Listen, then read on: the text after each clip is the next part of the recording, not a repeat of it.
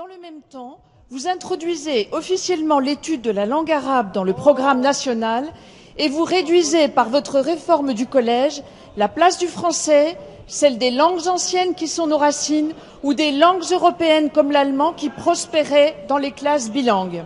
Donc cela, à coup sûr, divisera les Français. Pourquoi n'avez-vous pas le courage de dire aux familles que la réussite de leurs enfants passe d'abord par la maîtrise de la langue française, qui n'est pas, comme le dit votre circulaire de la prochaine rentrée, un langage parmi d'autres. S'il vous plaît. Toutes les langues ont une égale dignité, mais le sujet n'est pas là.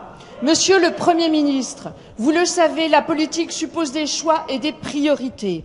L'urgence commande que notre culture, pour être mieux partagée, s'affirme avec son mode de vie, son histoire et sa langue.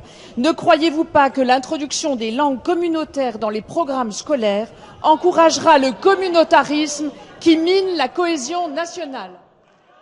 Laquelle vous avez démontré, je crois, à une grande partie de nos concitoyens, et j'espère qu'ils nous écoutent, la conception que vous vous faites, notamment de la langue arabe, qui pour vous est donc en concurrence avec l'allemand, par exemple, et doit, bien entendu, si je vous suis, être moins bien traitée et être considérée comme une langue communautaire. Ah, mais nous ne serons jamais d'accord, Madame la députée. Moi, j'estime que dans notre pays, s'il y a bien une chose à faire, c'est diversifier les langues que les élèves apprennent à l'école, car toutes ces langues ont leur légitimité et leur intérêt. Et c'est la raison pour laquelle, dans la stratégie pour les langues vivantes que je développe à l'école, je fais en sorte qu'au-delà de l'anglais, nos élèves puissent avoir accès véritablement à de l'allemand, à de l'espagnol, à de l'italien, mais aussi à de l'arabe et à du chinois, et j'en suis fière.